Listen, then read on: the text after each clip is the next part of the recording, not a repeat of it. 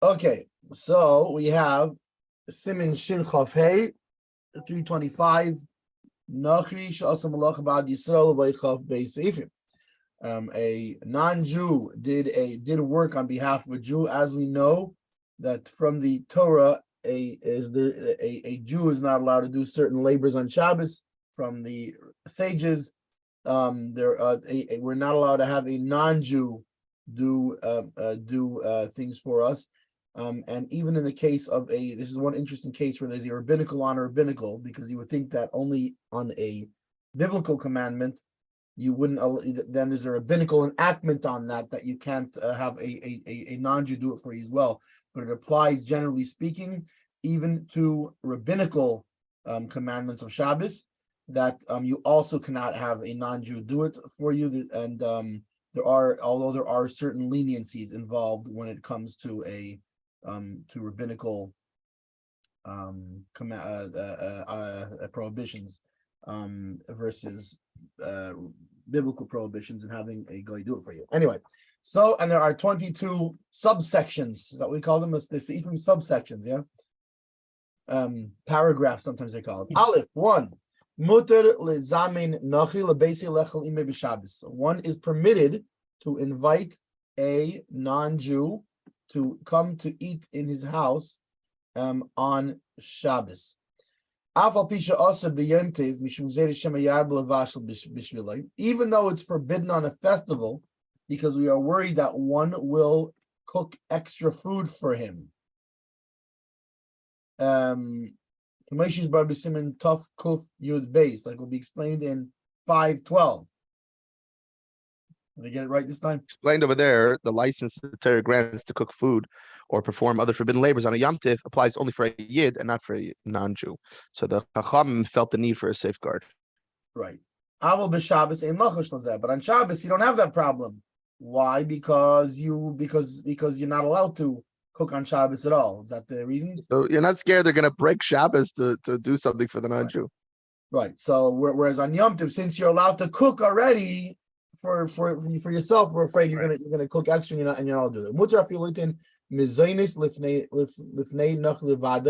And you can even put food in front of not just that he's eating with you, but just he's coming and you're feeding him.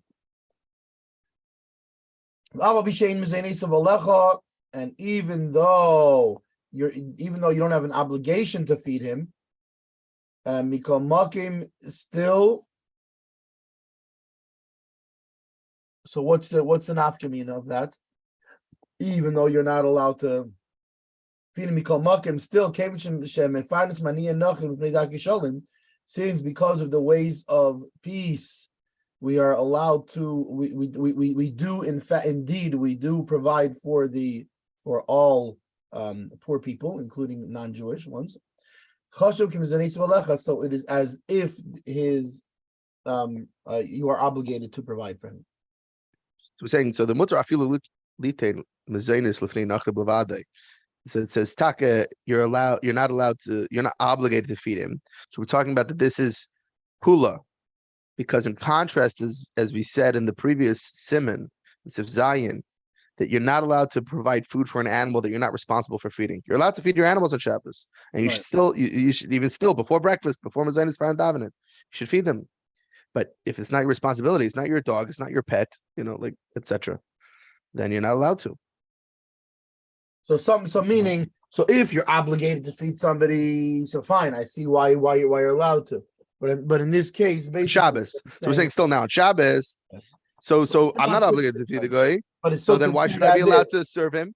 Why should I be allowed to serve him food? Even when he's a guy alone. This obligation that we have to feed them is considered an obligation. That's enough. Also in this respect, it's considered an obligation. Okay, very good. Base and you are allowed to put food for him in the courtyard, even though we know that he's going to take it outside. Which, by the way, the note says, and we'll see soon how there's bedafka food and not other things. Other things are different, as we'll see in the next sif. Okay, so Later. specifically food, because Later in the Sif. so meaning he's saying in general you're not allowed to give him stuff in the courtyard because he's going to take it outside, and now we know that you're not allowed to cause somebody to do a non-Jew to do a forbidden act. Right, the whole context of the Siman is that Right. a guy Okay. doing stuff. So you're allowed to, and why? So hold on. So first of all, it will take it out of the courtyard of the public domain of Carmelis. Says Taka, the guy will be performing the forbidden labor of transferring an article from one domain to another. Nevertheless, that's not the Jew's concern, since the non-Jew is acting for his own self-interest and is permitted to transfer an article from one domain to another on Shabbos. He's allowed to take things from Rishos to Rishos, and it's for himself. As you'll see in Tafnam Dalid, Sif 9, on the Kuchus Acharin, to that section, which also says this ruling and focuses on the halachic issues involved.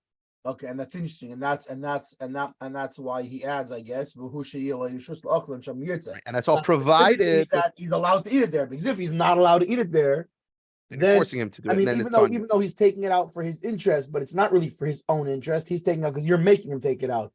If he's allowed to eat it there, and then he decides to take it out, fine. That has nothing to do with you. As far as you're concerned, he could have stayed there and eaten it. Very good. The mamish still, you should not put it mamish in his hands. Why? So he should not take the picking it up. How would you say akira? The means like the picking it up. And when it comes to carrying on Shabbos, there's two things: there's the picking it up, and then the putting it down. So, like for example, there's different laws. What if two people do it? What if one person picks it up and another puts it down? Because in order to really properly do the full labor, biblically speaking, you have to pick it up, go to the other domain, and put it down. So in this case, but at the same time, rabbinically speaking, you're not allowed to do even a part of a malacha. I was thinking uprooting, upheaval, but there's Google Translate has it's like displacement or uprooting. It's like laker is to uproot, but it means to uproot, exactly. So it means picking it up. You're doing the picking up part. Displacement is what Google Translate says, which I think goes on Badafka Rishus. Displacement. You're moving it from one place to another. Yeah. So the akira, I think that's cute. But anyway, so yeah. So Elosh Hanachri Yitfil Miyadai. So you don't, but now here's the thing also, is if I'm holding something and you pick it up, I didn't do anything. You did the picking up. If I put it in your hand, I did the putting down. I'm the one who did it now. So therefore he should not put it into the hand of the non-Jew. Right? But rather the guy should take it from his hand. That then it is the non-Jew who is doing the actual act of picking it up. And needless to say,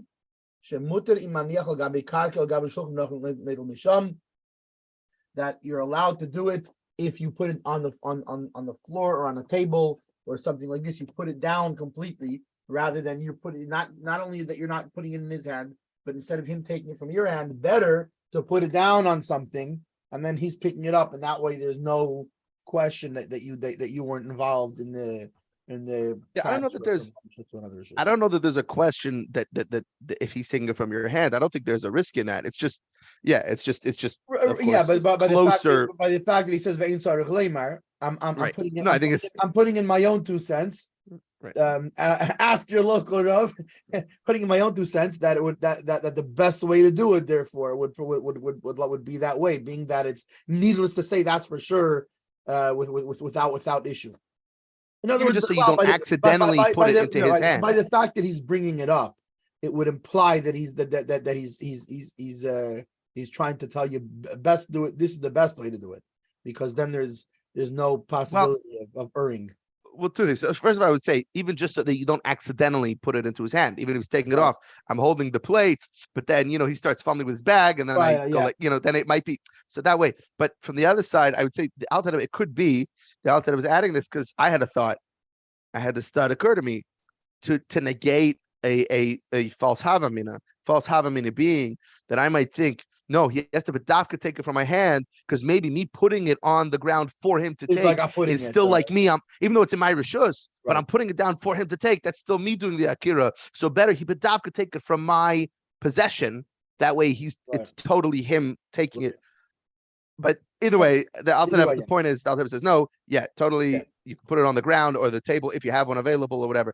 And just on that note, a quick whatchamacallit, it actually wasn't on Shabbos, but I think it's very apropos. Still, there was somebody who in Berkeley knocked on the shluchim's door and asked for food. It was Erev Shabbos. She was cooking up a storm, so she went, made a whole plate with chicken and rice and green beans and whatever, the whole bit. Brings him out the plate, and the guy says, "Oh, I'm sorry, I'm vegan." So you can imagine though, someone coming to your door on Shabbos, you're in the middle of a meal. Okay, I'll make you a quick plate. Yeah, but always make sure to ask him first. Any dietary restriction. But like, oh, I'm sorry, was this split chicken? I'm sorry, I only split chicken. Was this Bet Yosef? I only Bet Yosef. You got to make sure that.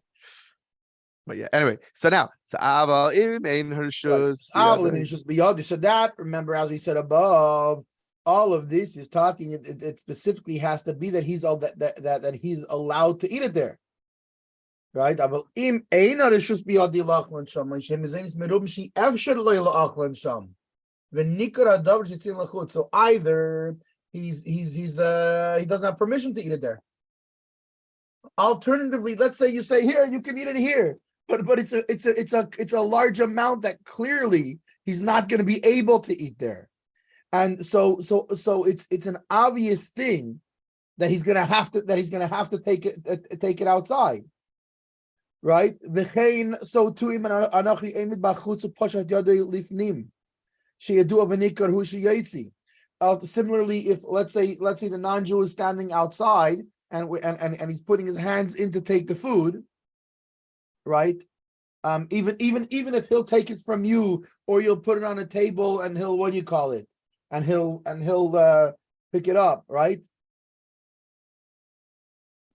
Even so, it's clear, it's obvious that he's going to take them out. Also leads in lefanov, then you can't even place it down in front of him, whether he takes it from your hand or you put it down on a table. None of that, because why? It's obvious, it's clear that he's going to take it out.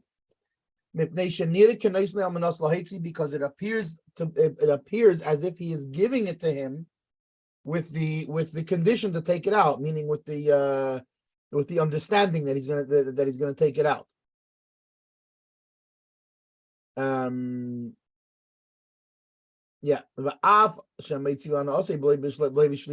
Even though he's doing it for his own benefit and not for the Jews' benefit, because he's not doing it because you said, hey, I have this extra food I need to get rid of from my house. Can you take it? No, you're giving it for his own benefit. He wants to eat. He's not doing it for you. He's doing it for him, right? Which as we know in general, the general rule is, like, for example, if like we know the case in the hotel, where if most of the guests are not Jewish, and a non-Jewish person who works there puts the lights on or whatever it is, some other kind of thing like this, right. So it's assumed he's doing it for everybody else, right? And then it's not a problem.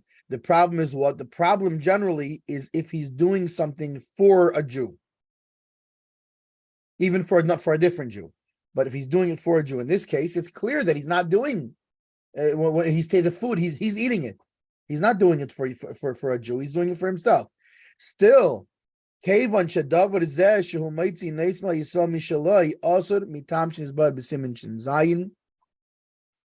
still, since that he is giving it to him from his own, this is his own property he's giving him. If we, like the case in the hotel, the difference is it's the hotel's property. He's doing it with his own things. He's not doing it with your stuff. And as we saw before in 307, it makes a difference if he's doing it with your stuff or he's doing it with his stuff. And in this case, since it's with your stuff, you're giving him your property, it creates a problem, even though it's for his own benefit. And he notes. Yeah, so there's a note on that, just the end of the Shin Zion. So in that source, the Alter Rebbe says Since the Yid instructs the non-Jew to perform a forbidden labor with his own property, the non-Jew appears as the Jew's shliach. That whole concept. Even if the non-Jew's intent in performing the activity is for his own benefit, but still he's doing it as a shliach of the Yid. So see other examples of the application of this principle in Shin Hey and Taf Nun and Choshen Mishpat, V'chasima, subsection 29. In those sources, the Alter Rebbe explains the issue involved is giving instructions to a non-Jew to perform a forbidden labor on Shabbos. In the next sieve, we'll see, however, the Alter Rebbe explains the issue is Maris Ayin, the impression. It's not so much the Shliach, it's actually a Maris Ayin issue. Because Taka, the guy is doing it for himself, but there's a big Maris Ayin issue. Now, what's interesting is based on the reasoning we just said, it's not an example in the Alter Rebbe, just based on the different, you have A, the Yid doesn't have permission to eat the courtyard, or B, because it's a large amount.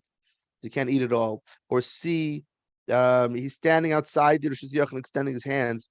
Basically, something that will imply. We said why, especially B. I'd like to focus for a second. The large amount of food, so it's impossible for him to eat it there. And like you brought it up, so it means he'll be forced. He's obviously going to take it out. Right. So one such example might be. I was just thinking, maybe one could argue that if you give it to him on not a normal plate, that could be problematic.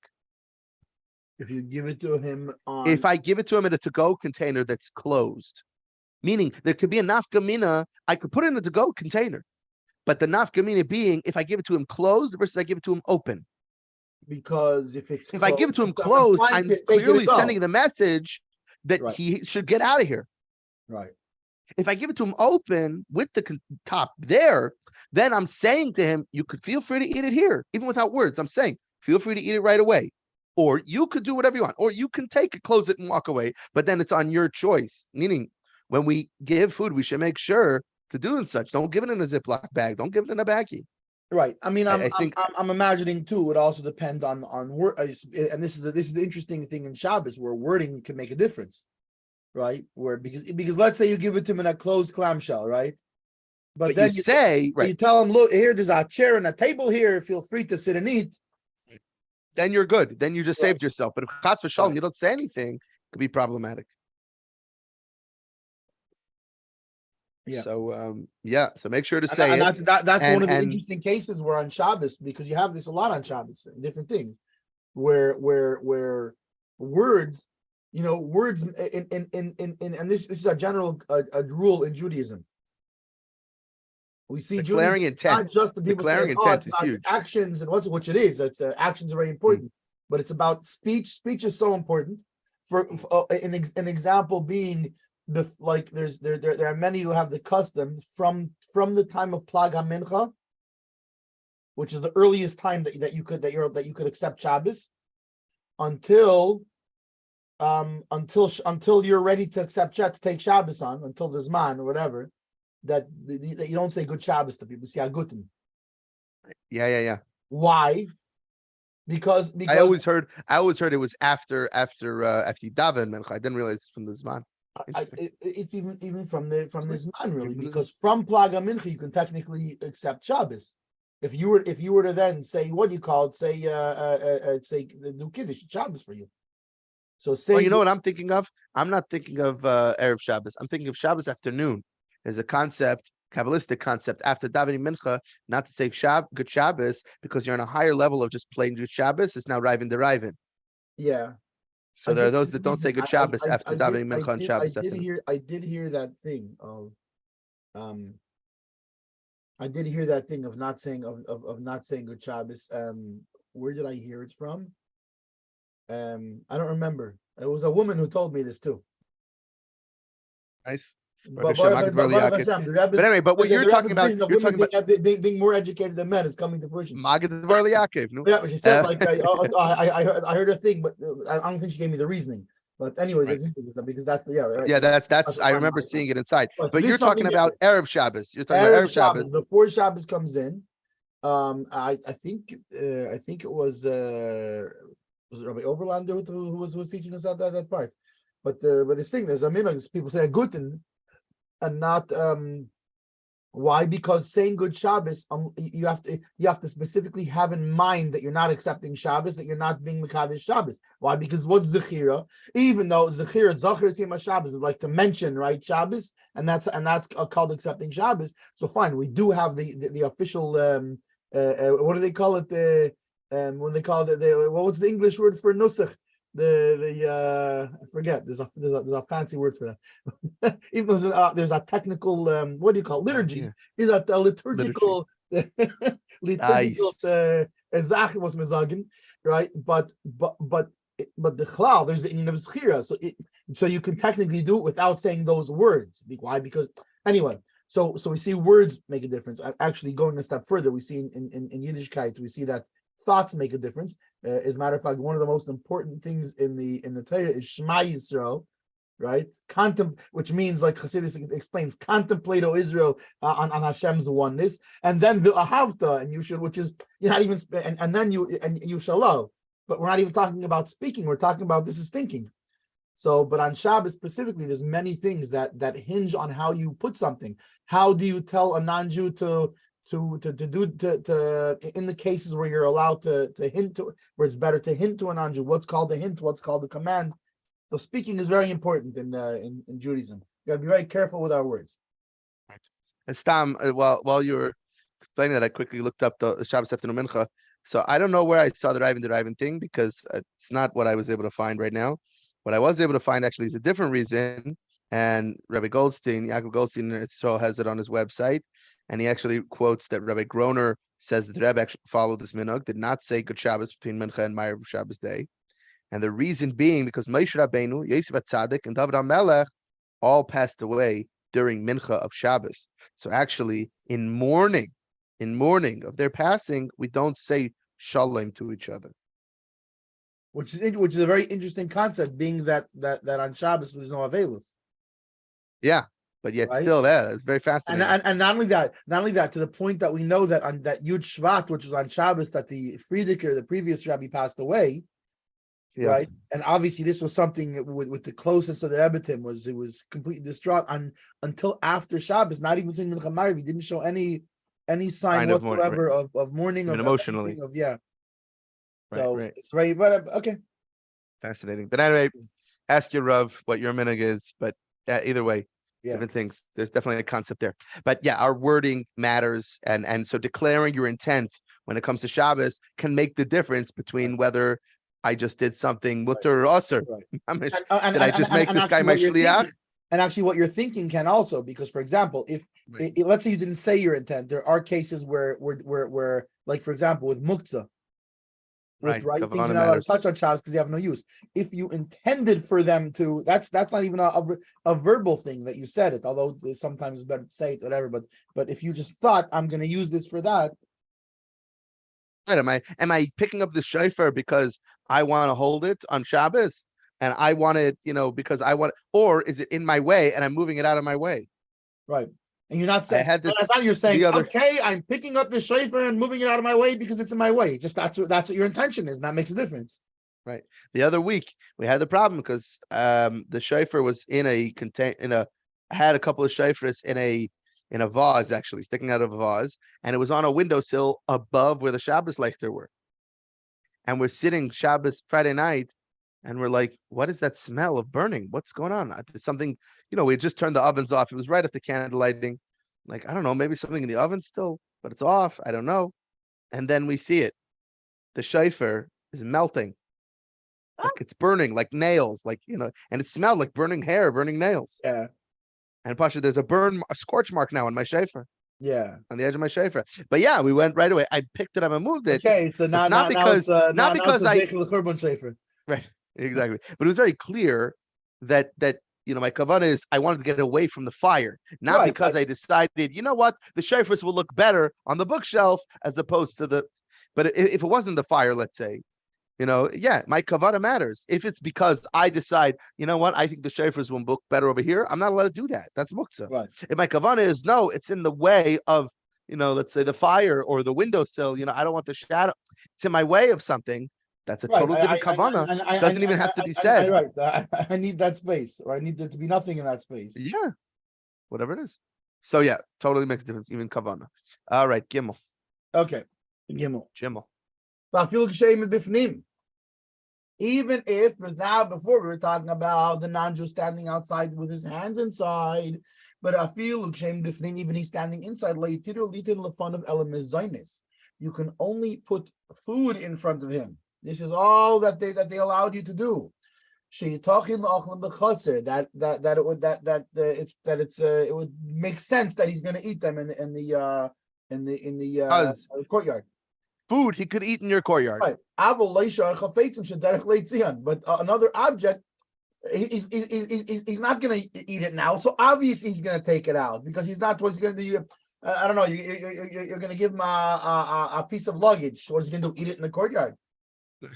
Eat it in your house. Eat it. You can say eat it. Use it. Eat it. You give. Can I borrow a comb? He's going to go comb himself right there in your courtyard. No, he's going to take it home. Like right. Also, right. Well, it depends, because if it's your comb and he's borrowing it from you, like, hey, can I comb my hair? Because the key word to me here is shederech leitzion, something that but would be usual. Because, for example, that's a small minority of people who are going to comb right there. Most people are going to go take it to their bathroom, to their own mirror, do whatever. Because like if they're walking, love dafka. If it's a guy who lives down the block from me. And he comes, hey, not he's by my door. He's in my house. He's sitting in my house. And he notices here. He goes, hey, can I borrow your comb a second? I can give him a comb to borrow. Okay, but then he's using it in your house. That's right. Why? Because in that situation, I'm talking about a situation where it's at your door. No, so that's what I'm saying. Right. Context matters. Yeah. Shederech leitzion means and the same object could be, sometimes it's the way to take it out and sometimes not. Is the situation such that it would be normal for him to take it out, or is the situation such that it's not going to be normal for him to take this item out? Because he is giving it because it looks like, and here's where what you said before in the note, right? Is that it's not so much that it's a shlichus, but it looks like a shlichus. It looks like he's giving it to him in order to take out. When do we say this? When the article belongs to a Jew, right? Like we said before, it makes a difference whose item it is, because if it's your item, then it looks like you're making him a shliach, you're making him a messenger to do something with your item. However,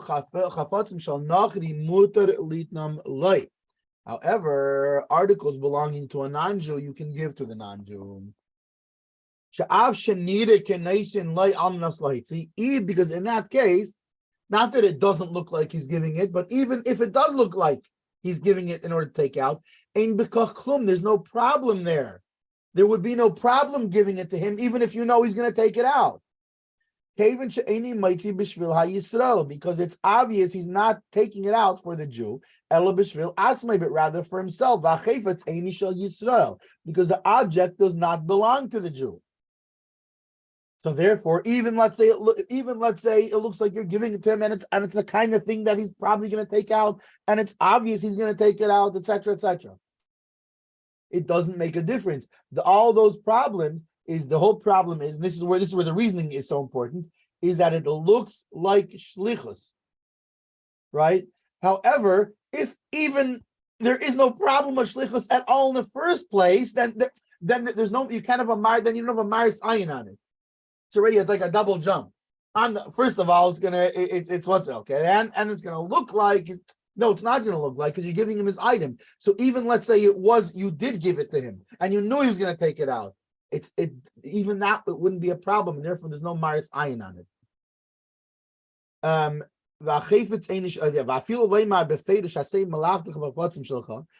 even if you say, right, befeidush specifically, right, clearly, do your tasks with your items. Mutter, it's allowed. Like it's explained there. I'm guessing the note will leads us to where to go.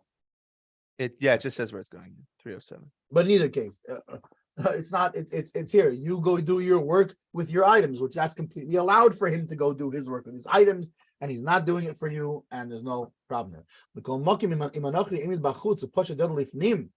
However, that's in all these other cases, if you put it down or he's inside or whatever it is.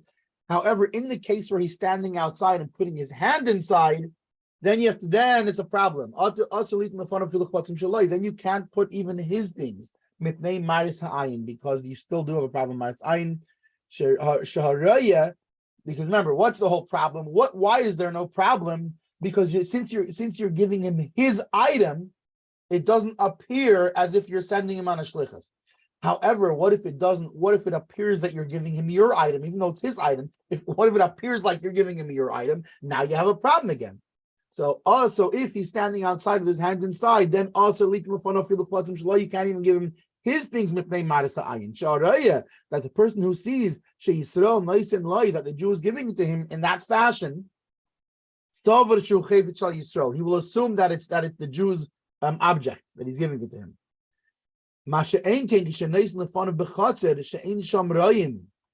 However, if you're putting it in the courtyard where there's not where there's no observers, and the observer who sees him just sees him coming out of your property with an item in his hand, so then he's going to assume, the assumption will be he's taking his own item out of the Jew's house. Whereas if he sees you giving it to him, or he's putting his hand in and he sees you taking it from you, then it more looks like you're giving him your item. Omikol Makim still. Just before the Omikol Makim, as a note that added also the fact that apparently the footnote bringing in Shin Zayin, that again brings the shliach element. That not only is the Maya sign that it might be mine, but also me giving the item to the Nachri really looks like I'm making him my shliach. Versus the Nachri taking the stuff. That's, there's a balabatishkeit. It's very interesting how human behavior tells a story. Body language tells a story, and that's what halach is saying. There's an afkamina to the body language. You giving it, first of all, there's more sign that because it looks more like it's your stuff you're giving to him versus he's taking his own stuff or whatever. And secondly, it looks like you're making him my shliach. You're like, here, take this and go do. Right. Like, that's a problem. Versus in the first paragraph, where even if you say go ahead and go do your stuff, you can even say that when it's very clear that the stuff doesn't belong to me. Right. Even though I'm verbally saying, I say, there's right. It's a very. I'm saying, Shelcha, your stuff. Yeah, the Alter Rebbe uses a very specific language there. Right. Take your stuff and do your work. It doesn't say you can say take this. Right. There's take the shovel and go dig a hole. Take your shovel and go dig a hole. Okay, because it's your shovel. Okay. So it's not making my stuff. It's not my stuff. It's his stuff.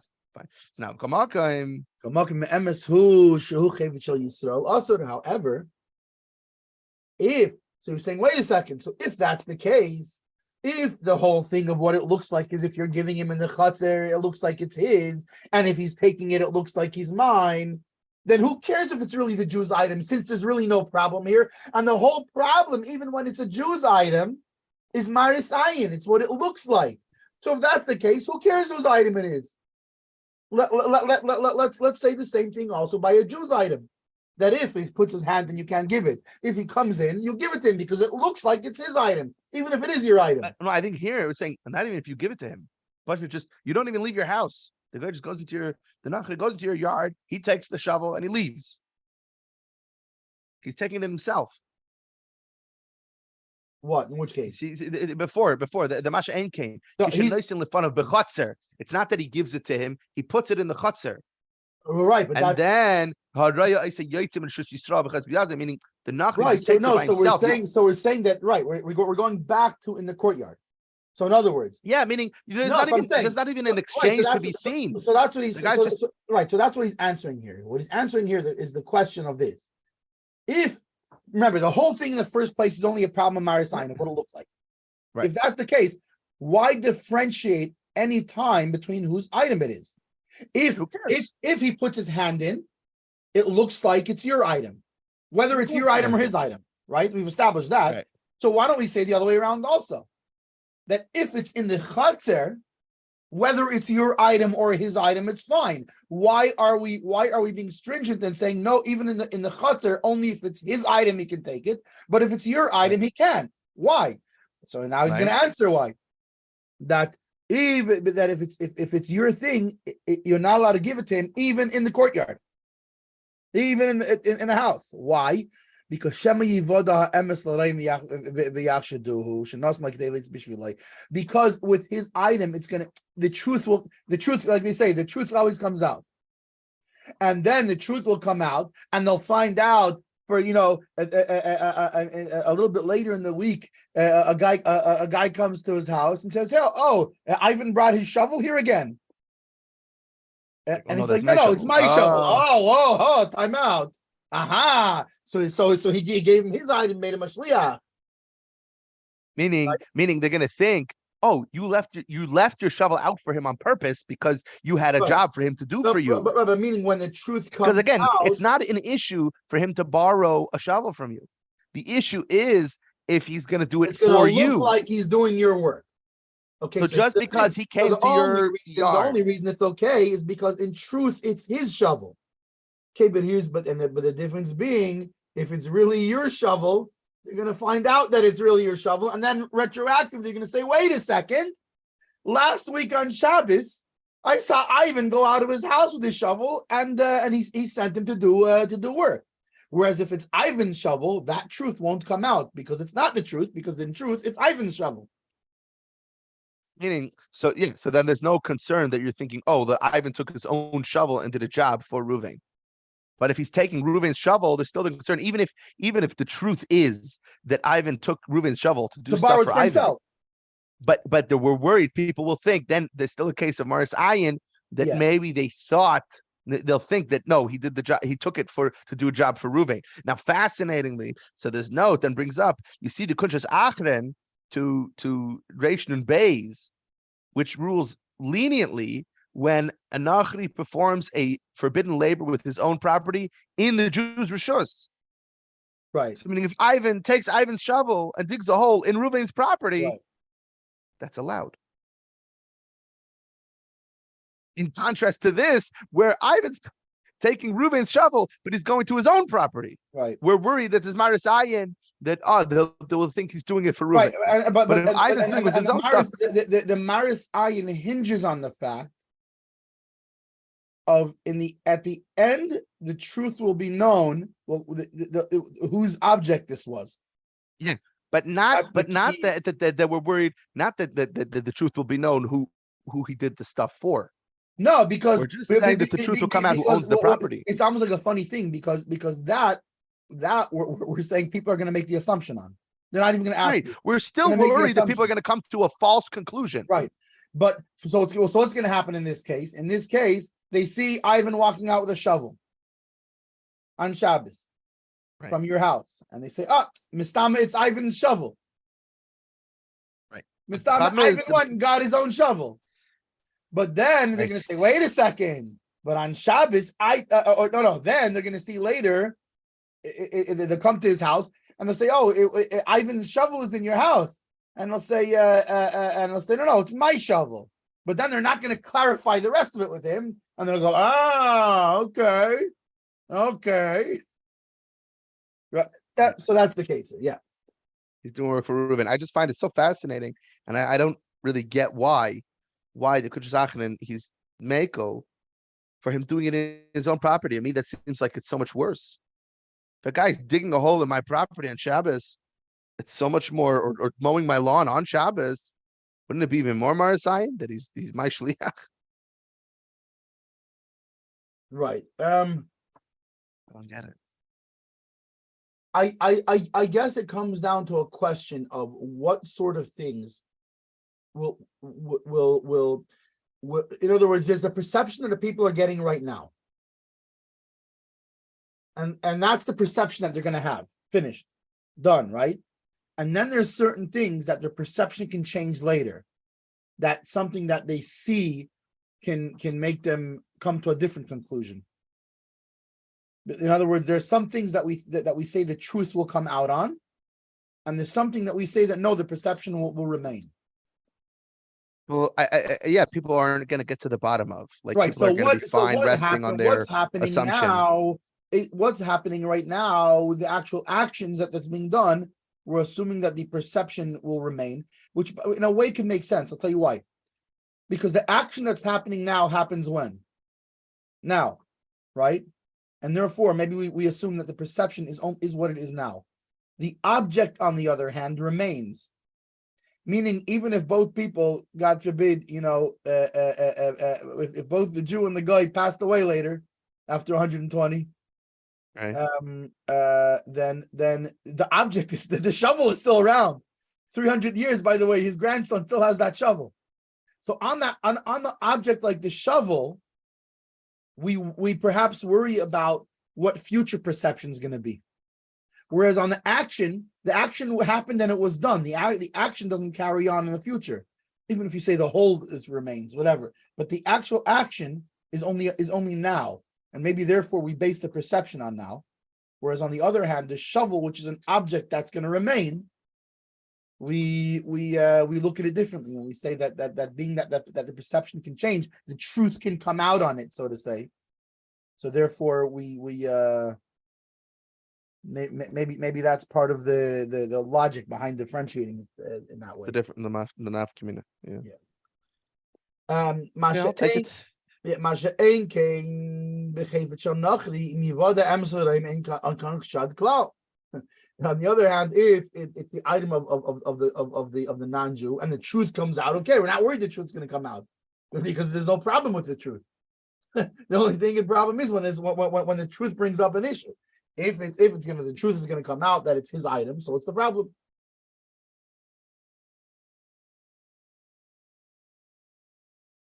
Okay, Dalid.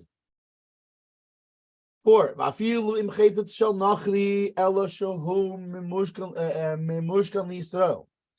Even if the article belongs to a non-Jew, however, it was given as collateral to the Jew, right? Like to secure a loan or something like this.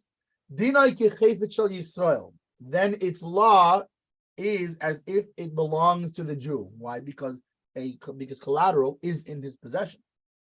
So there's a whole note on this, not huge, but I'll do it quickly. But for a person holding an article, a security has a claim of ownership over it, like Mental just said, and it comes from Gemara Kedushin above Metzia.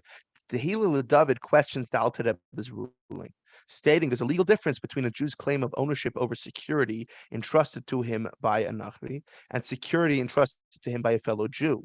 The fact that the security remains the property of the Nachri is reflected in the fact that the Nachri does not have to perform a kinyan, an act of acquisition, to reassert his ownership over the article if and when the Jew returns it to him. But if you see, apparently in the Chikre Halachos, that provides several plausible resolutions for this question. But it's a good question. But they're not. So meaning is his basic question is, being that the guy doesn't have to make a kinyan, right? The non-Jew does not have to make an actual acquisition or whatever. Means it never leaves his rishus, so the Jew does not have a claim to ownership. Or even let's go a step further. Let's say in a sense it leaves his rishus or whatever, right? A little bit. But being that the problem here is maris ayin, it's what it looks like, what it appears like. Right. Anybody seeing him walk out with it, like it says, will probably assume that he reclaimed his collateral. Not only that, even if they see it by the Jew again later. So maybe he took out another loan, and now it's collateral for a new loan, whatever it is. But so that's I think that's the question basically, is like, what's the right? But clearly the Alter Rebbe holds that no, even though technically you're right, there's no kinyan that has to be done. It doesn't really leave the Nachri's rishus. But the fact is, it's enough in the Yid's Rishus when it's something that's a pikadain. When it's collateral, it's enough in the Yid's Rishus that there's a problem, that it has to be treated as if it's a Yid's item. Yeah. Because like you brought up, maybe from the Maris Iron perspective, people will just assume, oh, he took ownership over it. The guy didn't pay back the loan. It's the Yid's now. It's a pikadain. It's his. They're not gonna assume that it's if the Yid is handling it, they're not gonna assume that it's someone else's stuff. They're going to assume it's the Yid's. Right. When it comes to and here's what's interesting. He goes a step further. Right. right? Even if the non-Jew already redeemed the item, he paid back the loan already, right? Came mashma b'simination base gabi mechira, which is this is how Which, it would seem from 252 when it talks about selling and yeah, right. I and feel ration of base. even before Shabbos, he already paid back the loan. It's his thing before Shabbos. So over there, the ration of base says it's forbidden for the non-Jew to take the merchandise on Shabbos, even in a city surrounded by an Eruv. Rationale is that observers may suspect the sale was concluded on Shabbos. So meaning Because if that's right, and here we say like vafilu im yichid makam manachim ba'idiyim techashusil nichshav mashkante ad lamachir shevet misham. Even if the non-Jew, if he set a place in here, I'm here's the sale. What's it called? Here, I'm leaving it here for you. Stay here behind my garage. You come in, it'll be right in the corner. Go in the garage in the left corner. You'll see it sitting right there. Right. So then it's still a problem. Also, he's not allowed to put it for him to take on Shabbos. Mishum Maris Ayin. So I guess so. That's the case. By the way, so that's the case. By selling. Brings up, like if I sold it to you, or not to you, if I sold it to a non-Jew, and then I said, okay, and he pay you. Okay, yeah, I see you PayPal'd me. Perfect. And listen, you'll come tomorrow on Saturday. You'll see it'll be I'm leaving. I know you're not going to be in town till Saturday morning, but I'm leaving it for you now in the garage over here. You come from the side door, take it. Okay, so the Alter Rebbe is saying that is similarly the same thing. The non-Jew loan, what's it called? He comes here. Here's your money. But listen, if you don't mind, I can't take the thing right now. I'm driving my sister's car. I'm going to come back with my pickup truck to take it. No, you can't, even though he already redeemed it, because since the problem is what it looks like, people are not going to know these details. All they're going to know is came and took this and took this this item that they know that was that you had as a collateral. So what's interesting is that there's a note that brings up what's this nafkamina of setting that he puts it in a specific place and that the guy will then take it from there, because since the Yid designated the space for the Nachri, it's as if he gave him that place temporarily. So thus the Nachri will be taking the object from his own domain and not the Jew's domain. So mamash a major nafkamina in what's happening here. But the Alter Rebbe is saying, even though there is this major nafkamina, which seemingly would what's called the problem, but the problem is it's not about the Rishus really. It comes back to the Alter Rebbe's Chachma. It's not about the Rishus. The Alter Rebbe's whole issue with this is Marasayan. And so even though you're right, when it comes to Rishus, you just solved the Rishus problem by making it his own Rishus. So he's not taking it from your Rishus, but there's still a Marasayan issue with the Pikadain, and so that's problematic. Right, and this goes back to the same sort of string of logic like we had before, of there are certain things that we say will become clarified, and there's other things that we say, no, the normal way is that it won't become clarified. Meaning they're not going to ask you, by the way, what was the deal with the thing? And then you'll tell him, oh, I made him a rishus. No, we assume there's certain things that we say the truth is going to come out, and there's certain things that we say that people are going to go with their assumption of what happened. And so in this case, we say the truth is going to come. On the one hand, the truth is going to come out. They're going to know that it was, or it already came out that this is collateral that you're holding for the non-Jew. On the other hand, the fact that you set aside this thing, that won't come out, and basically, like you say, the people will know just enough to be dangerous, and just enough to be problematic. Just enough. A little information is dangerous, right? Yeah. Okay. However, if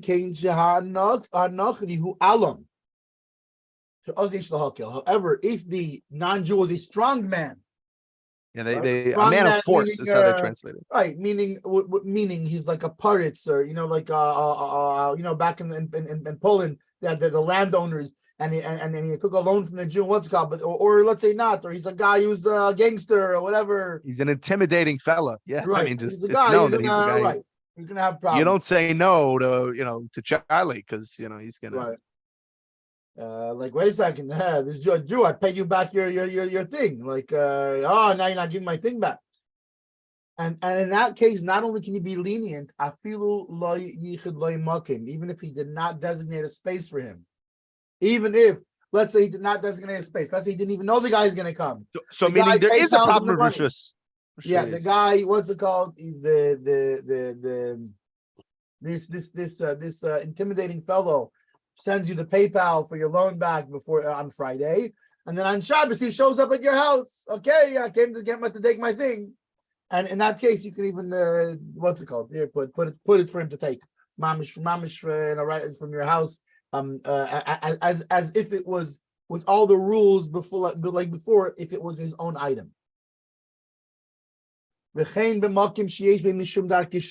also when in a case where where we're worried about that it's going to be of the ways of peace.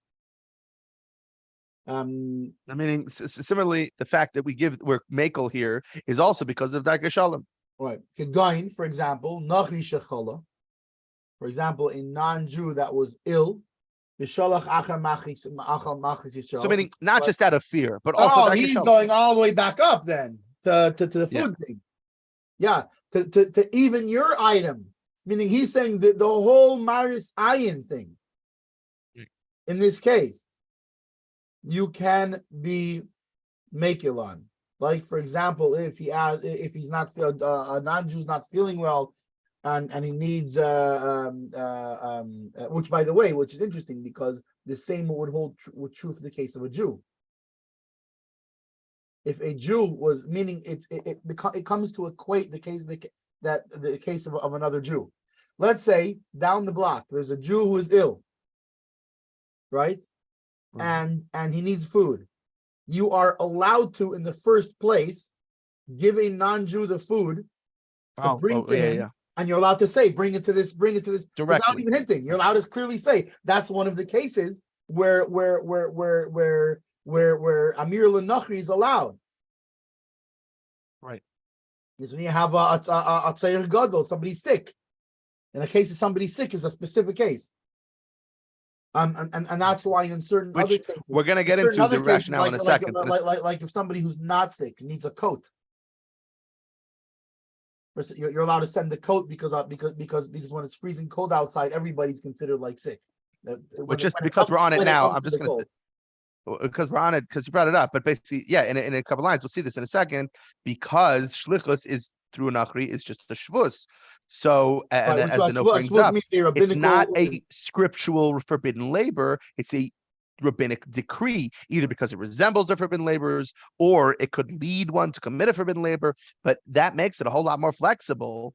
Right. Just like, Marisayin is also whatever, not to cast it away, but to say, so it makes it more flexible when something like this, Darkei Shalom, or if the Yid's sick. Which is very interesting because generally speaking, this thing of telling a non-Jew to do something is very stringent to the point where you have a shvus de shvus.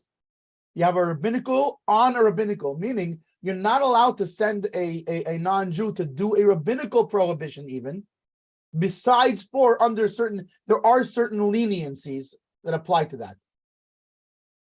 However, when it comes like for example, for the need of a congregation,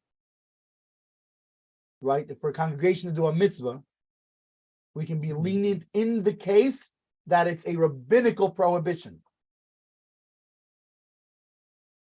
right? We just had that on the community Rav test with the whole fuse situation. The fuse in the shul blows. Can you have this one do it? Can you have that one do it? And it depends on the electrical system, because some electrical systems there are elements that are rabbinical, and there are elements that are biblical. So depending. Okay, but in the case even of a biblical prohibition for a sick person, we're allowed to in the first place, even not on a rabbinical, even on a biblical. One of the cases which we can't be so lenient in other cases. For example, for the need of a mitzvah. Yeah, but hold on. No, but just to clarify, guys, and they don't get confused. It's not because you're not doing it. It's not saying that if someone's sick, you can go do the. No. We're talking about Amir and You can have the Nachri do it because that is. But generally, you can't. Rabbinical. Generally, you can't have a non-Jew do even a rabbinical prohibition. And there are certain leniencies that apply to having a non-Jew do a rabbinical prohibition, but that you can't have him do a biblical prohibition.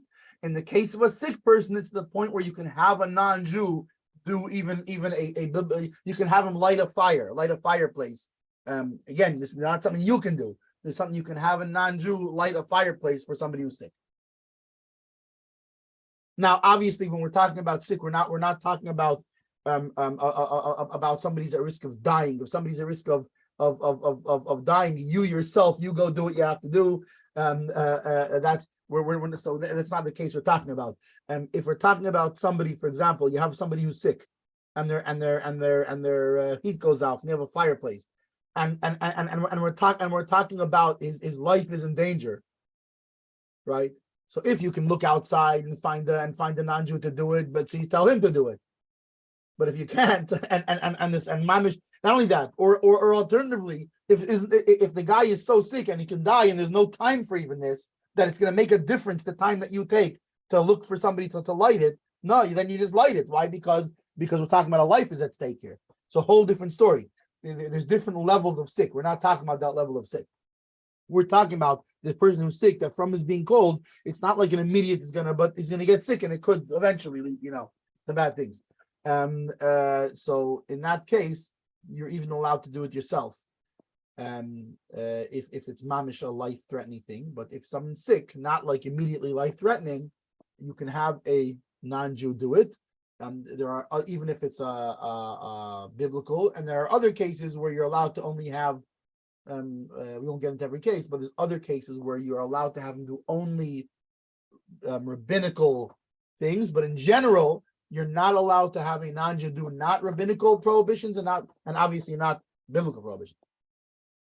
So, also Daki Sholem, right? So, for example, so here we're saying in the case where a non-Jew is sick, just like we said before by the poor, that just like we consider all poor just like the Jewish poor, and therefore it's considered as if you have an obligation. The same thing, just like if a Jew is sick and you can send him through with a non-Jew, you can send him stuff. So too, if another non-Jew is sick, you can send him with another non-Jew, you can send him food.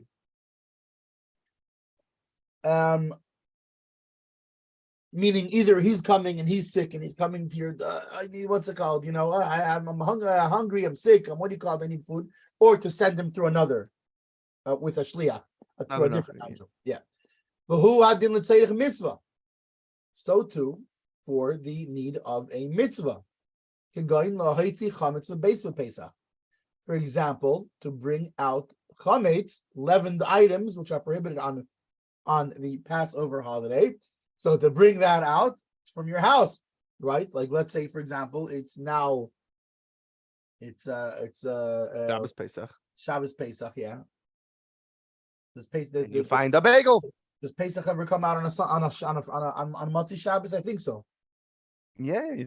Now, How many? Shabbos, you don't remember Shabbos? Right. You don't remember Shabbos day erev Pesach having to daven early and having the kids early, and then flushing challah. Flushing challah down the toilet and the toilet getting stuck and having to quickly go down.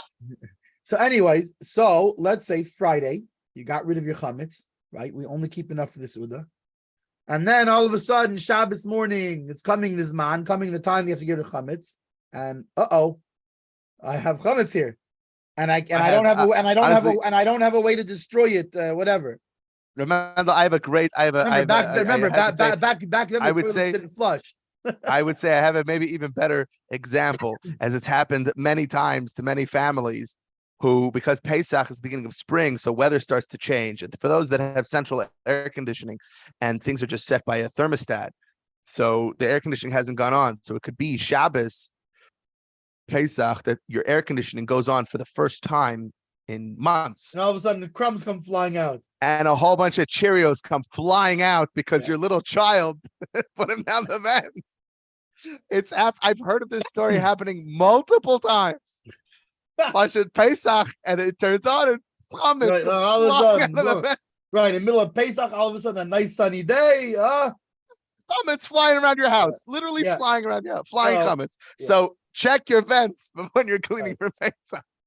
Whether it's your car or but especially so if it's Shabbos, you know why this happens? Flying out. You know why this happens too is because in that time in middle before Pesach, very often the weather is such that you don't have not your heating on and not your cooling on. So your Right, so vents totally, aren't the your vents, vents right, aren't yeah, they're totally sitting. empty. Yeah, Yeah. exactly. All right, so yeah. Yeah. So for that too, for tzayich mitzvah, Right. we don't worry about this whole Maris Ayin that we're talking about here. Right, as it says in Yeah. Tafan Dal. Like it says, in 444. Because the this whole thing of, in the first place, not just the Maris Ayin, the whole thing of a non-Jew doing a prohibited thing for you in the first place is a rabbinical prohibition. And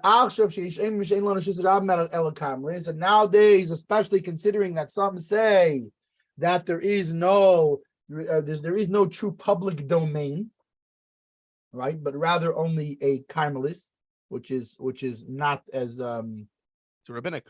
yeah, which is Carmelis only is a rabbinic. rabbinical issue. It's not a proper public domain. Like he explains in So- 345 coming up. Fine, yeah, so pause right here. Hold on a second. Because the whole note to get into this, which I think is important, especially because a lot of people hear this with regards to, can there be an Arab in certain places? Can't there be, like in New York and stuff? And it gets very, so I think this note is very apropos. There are two opinions quoted in this source that's cited in 345. According to the more lenient opinion, a place is not deemed a public domain unless 600,000 people pass through it. The Alter Rebbe concludes that the prevailing custom follows this opinion, although he adds that a God-fearing person should follow the more stringent view. The prevailing custom is used as the yardstick for the present ruling.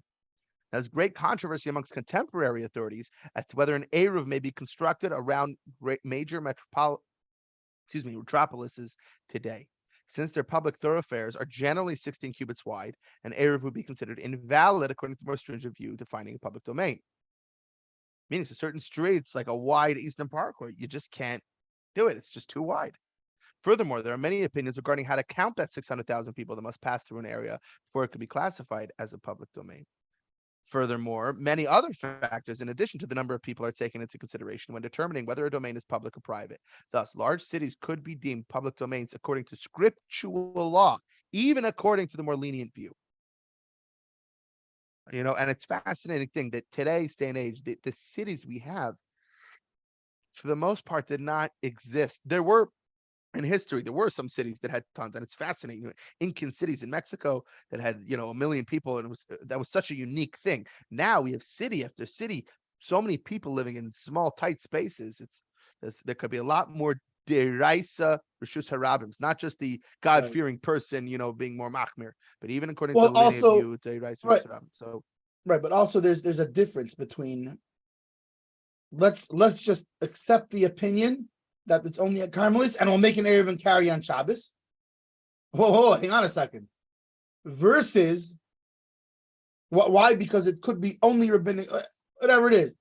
No, but what I'm saying here No, but is that we're versus talking about versus in this case where there is a need for a sick person, or we're talking about you're gonna have chametz in your house, which is a clear biblical prohibition.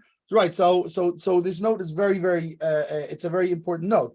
It's that, because the Alter right now is saying that it's really only a shvus, so it's totally a tzarech mitzvah, it's mutter.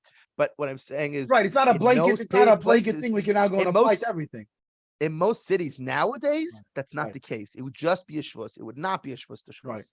So don't try to be pointing to this Alter Rebbe and say, it's just a shvus to shvus. The Alter Rebbe said there's no real reshus harabims today, which I've heard that countless times. People saying there's no real reshus harabims today, and I'm like, that was 250 years ago.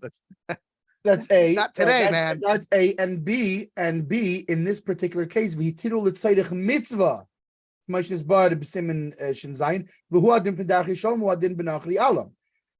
other words, all these cases, these aren't just blanket things that they allow. Right. These are very specific things that were where they allowed leniencies in this rule right here, and they apply only to this rule right here. Is that in the case of what do we call him? The strong man, right? Intimidating, yeah. Right, and by the way, intimidating doesn't just mean a guy who's like, hey, yeah. There's rules in terms of what do we call intimidating or not. It means somebody that could do you harm. Or that it would come out and it would be a huge scandal sort of thing. And remember, back then when we said it would be a scandal, a Darkei Shalom thing, it would be a scandal. We're not talking about here in the United States where the guy's going to give you a bad review on Google. We're talking about the Ukrainian farmers would come with pitchforks. Hold on, Darkei Shalom is different than the Ula. He's saying it's the same thing applies, but it's two different things. Well, no, Darkei Shalom before he mentioned. Well, there was two. He meant by Darkei Shalom that he mentioned specifically. He's not talking about Stam Zagreb. So that's part of Alam. Darkei Shalom is, for example, a non-Jew who's sick. We're all because we have the same responsibility for him. Technically, it comes down to we have the same responsibility for him, like we have for a Jewish sick person, just like we have responsibility for the non-Jewish poor, just like we have for the Jewish poor. Right, so in that specific case, as well as, like, for example, for chametz, for the need of a mitzvah, for the need of a biblical mitzvah, that in these specific cases we're lenient regarding this specific thing. So, like you said before, it's not a blanket thing that can be used. Even though that's part of the reasoning behind it, the fact is that the leniency granted is those specific things in this specific case. Context matters. Hashtag context matters. And better, it's in the courtyard than him putting his hand in, etc., etc.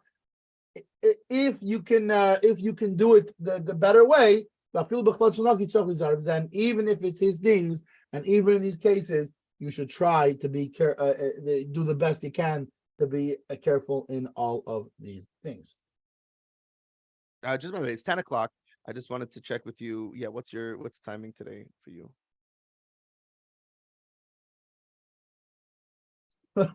well, I mean, when they don't come on for a while, I'm still good for a while.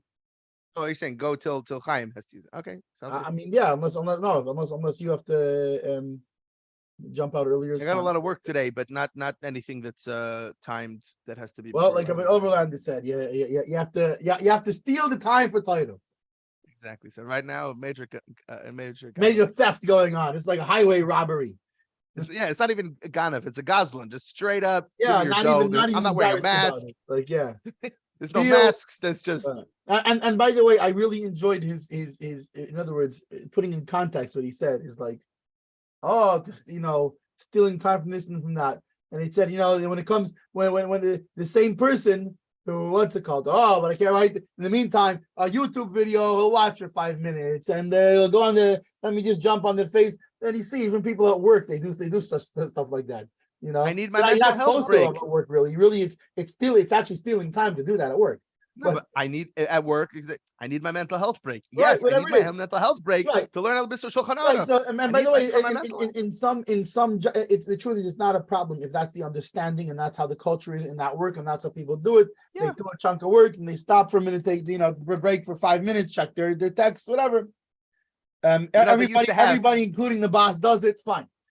I remember back in the day, there used to be a thing, a lot of people who didn't smoke were very upset because people who smoked got more breaks.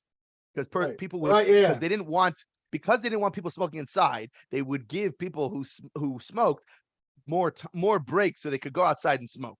Yeah, that's smoke breaks. See, that's why I do this. That's how I got off smoking. Right. How did I get on smoking? I wanted breaks. There you go. Just get more breaks. So I'm saying is now more than smoking, the addiction is my phone. I need my phone break. I got my 5 minute, social media. Right. So Rabbi Oberlander's point was those 5 minutes instead of YouTube video, you could have just learned the next 2 seifim. Yeah. And by the way, to connect that with a story from, I think it was or Mendel, hold on. This could be the YouTube video. Yeah. And just right, use this YouTube video. This is on YouTube. You know what? Watch YouTube. Right, but anyway, there's an interesting story from David Leib Morozov. I think it was David Leib. It was either Shalom and David Leib. He was unknown like Lamdin and like a very wide knowledge and both Hasidus and the revealed parts of Torah, Halakha, Gemara everywhere. And somebody asked him once, where do you how do you know so many things? So he said, I learned for 5 minutes. What do you mean you learned for 5 minutes? He said, the 5 minutes you're waiting on the line for the cash register. The 5 minutes you're waiting for the taxi. The 10 minutes you're on the bus. The 5 minutes, what's it called? And then he pulls out, and this pocket he had like a mimer, and then he pulls out from this pocket he had like something like a nigla, something pulled out. He says 5 minutes. Learn for 5 minutes. I will say that something I love about smartphones is that I don't have to carry svarim and varmachsen and stuff in my pockets. Right. I can pull it out and anything. It could be nigla. What I have my list of things that I'm learning currently, whether it's mishnayos for the shloshim, whether it's the masechta for the year, whether it's chassidus, chitas, rambam, and I could pull it up right now. Shulchan Aruch al harav on Chabad.org. Right. So much. There is a certain where do I have that? I always have here. You see, there's a certain benefit of this. The physical, which by the way, this is something I always carry this around with me. It's people learn around Gimel Tammuz. I actually learn all years a little bit. The thing of they say every Lubavitcher should have a mimer and a sicha up their sleeve. You literally have it up your. I have it up, yeah. Only it's my pocket, whatever. But I always carry this is my office one, so this one stays over here, right? Nice. And I'll give you an example when I'm working, right? And the big boss says, hang on a second, I got to check something. Let's break for 5. Boom. And I have one in my kapata pocket also, and I have one in my car. But at 7, they go all year. I go just even when I have a few minutes, I'll do one ice. Okay, I'll tell you what's good about this. What's good about this versus even though the smartphone can get you so many svarim is that this is I have yet to get a WhatsApp notification on this. Nothing that's distracting. There you go. So that's I will say there's that. I am old school. I do. There's something I like a book. I like a printout. I like reading on paper. I'm old school. I just had last week when I was shooting the photographing. About him in Roville. So Rabbi Rosenfeld asked me. He said, "So what's the benefit? Like the cameras you're using versus a phone?" And I told him, like, you're talking right. If you buy today, top of the line, the latest iPhone 15, that might even better than the cameras I have. Not only that. For any practical if you're shooting for for a billboard or something, it's one thing. You want a very high definition for anything that. What I'm saying is the cameras that I have are not the latest and greatest. Compare that to the latest iPhone. You're right. But those phones are probably better than the cameras. Right, but I'm saying especially the Chnas Sefer Torah. Where's it going on? Mostly internet pictures. Right. Which how much definition do you need already for that? Maybe they'll print out. I'm saying just bichalal. Yeah. The difference of even if you have something that's they're both the same quality. They have the technology to make the phone the same quality as somebody. But I said, but Lamaisa, the way it's in my hand, it's a different feeling. And as the example, I said, for example, a sefer. Yeah, there's a lot of learning I can do on my phone, but there's something about having the sefer in your hand, the physical paper, that it's not the same. It's just not the same. When I have the camera in my hand and I'm moving the lens, even remember the digital cameras where you're pushing a button to zoom. When I'm moving the lens to zoom and focusing, it's just something different. Yeah. So I think that's the and by the way, I think to a certain degree, and I know more people than just you who do that and they enjoy that. And part of it is it's part of their creative process. Yeah. It's part of people have developed over time a creative. I need a certain paintbrush. For catching a picture a certain way. But my creative process is got the zoom. Oh, boom. Oh, there's the picture. Boom. Right. That's part of the process. With me, part of the process is the physically. Yeah. Hold the paper in that and this. If this is part of the process too, the creative process. The pose. But I'll say again, back to our mashal of but a thief, you use whatever tools available to you, and I think that's a part of it. No, I'd rather learn out of a sefer, or rather say tehillim with a tehillim. Well, I'll give you another example. Let's use the same example. Okay, you didn't bring your fancy camera, and all of a sudden there's some very, very photo perfect moments that you as a photographer I need to catch this. Oh well, I can't use my phone. No, fine. So use your phone because that's what's going to work the best right now. Which, by the way, that's exactly why I spent more money on the phone I have. I wasn't. I was going to buy a cheaper phone. Then I'm like, you know what? No, I want to have something with a better camera because there are moments like that. And even when I'm on a photography job where getting my camera set up, I can quickly grab it with my phone in a way that it's about quickly grabbing it, which quick capturing grab these moments, these learning so same minutes. thing here is right. When you have a moment,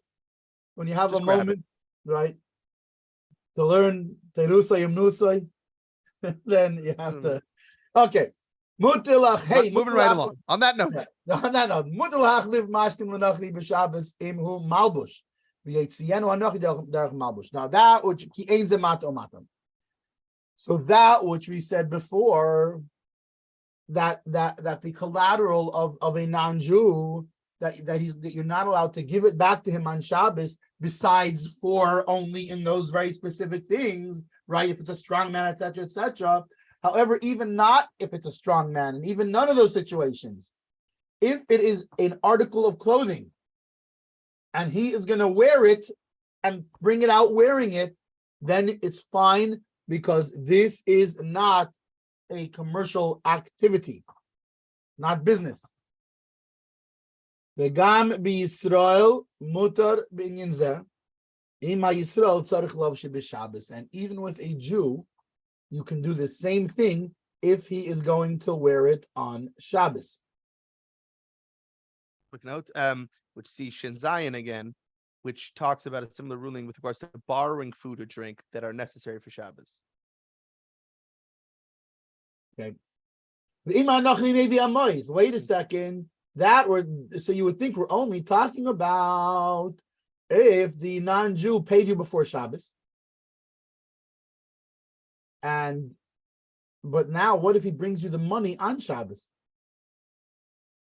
And he takes the collateral. Mutter gamkein, it's also fine.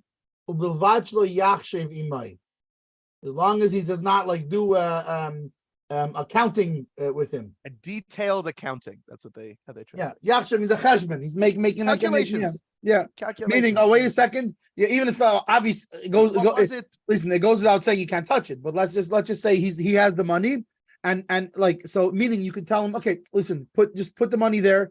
We'll think. What's it called? We'll check it after to make sure it's enough. But even if, let's say, the guy's holding it, right? The non-Jew's holding the money, and you'd be like, let me see you can't do that. Right, the non-Jew's ready to. The guy is the one. He's ready to count it out. Is it 300? Right, let me show you. How much is 18% on that? No. It was this much, right? Now, just leave it. Put it over there. All right. Nice. Why? Because then it's already doing business on Shabbos. The toiv sha'anachli yikach hamashkin ba'atzmai v'leiga ba'Yisrael. Not only, obviously, the Jew can't touch the money. That goes without saying. But not only that, it's better if the Jew does not even touch the collateral. Rather, he says, "Listen, put the money down. Put it on the shelf over there." I don't even know if you're allowed to tell him put it on the shelf over there, but put the money. Leave the money. The article, it's in the closet there. Your clothing is in the article there. Go ahead. Why? Because if he brings him the article, it more looks like a transaction. And if he brought him a different piece of collateral, right? Let's say, for example, he didn't pay the loan off. Swap out. Right. Either, let's say, he paid part of the loan, and he says, listen, so can I take my article and give you a less valuable article for the other half that I still owe you? Or alternatively, he just says, listen, Yanko, it's really coat. I remember I gave you the collateral. I gave you that coat. I can't pay you back yet, but it's really cold outside, and I need my coat. Here, I have my football is not in season right now. I have this football jersey that's worth as much as the coat. I have my Steelers jersey that's worth as much as the coat. Can we swap it out so I can have my coat because it's very cold? And by the way, FYI, this is a completely theoretic situation because no Pittsburgher worth his salt would switch his jersey for his coat. He would rather keep his Steelers jersey and walk out freezing. So it's completely a theoretical thing. But fine, let's say an Eagles fan. That makes more sense, maybe. So if an Eagles fan says, here's my Eagles shirt. By the way, it's also theoretical because an Eagles shirt isn't worth anything. But I guess it was a cheap coat. So he says, I need to swap it out. It's cold. I need my coat. So so that's no problem. You can do that. You can do the swap, but better, like just like before, it's better. It is okay. Listen, in the closet, your coat's in the closet right there. Take the coat and leave the jersey, and so better not to touch it.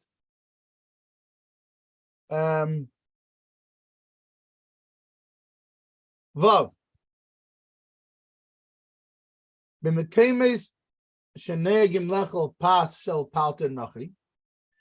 places where you can eat the bread baked by a non-Jewish baker, this is very important specific wording, because there are three different categories in bread.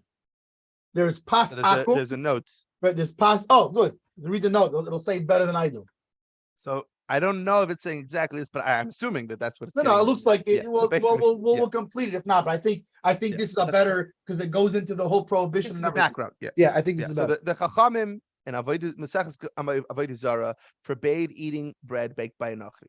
Nevertheless, in previous generations, eating kosher bread, meaning bread that contains only kosher ingredients and was baked in kosher utensils, baked by a Nachri, commercial baker, was permitted by many authorities because of the difficulty in obtaining bread baked by Yidden. Excuse me, as is clear from the story of the longest Pesach, where it was a Nachri who tried to poison the Yidden the day after Pesach, right? Anyway, whatever. Go see Shmuel Kunda's The Longest Pesach for more details. What a great reference, huh? I'm not getting paid for these. And the authorities agree. The authorities, that's Al Shulchan Aruch Yerdeh. Now, the authorities agree, however, that bread baked by an ordinary Nachri, who's not a commercial baker, generally forbidden. Nevertheless, when a baker's bread is not available, some authorities permit bread baked by even an ordinary Nachri, not a professional. However, even a person who is accustomed to partaking of bread baked by said Nachri throughout the year should endeavor from doing so, Aleph for Shabbos and Yom Tiv, and Beis during Aseret Yemei Tshuva. A lot of people will suddenly be machmir and insist on only Pas Yisrael. So yeah, that kind of, I think that summed it up nicely. Yeah. So basically, there's a difference between the bread baked by a non-Jew and the bread baked by a non-Jewish baker. Which, so for example, when you see the Schwabel's bread that people eat, and that has that has whatever different hechshers, whatever it is, etc. They may not be pas Yisrael. Those are called pas shel palter nachri, or pas palter for short.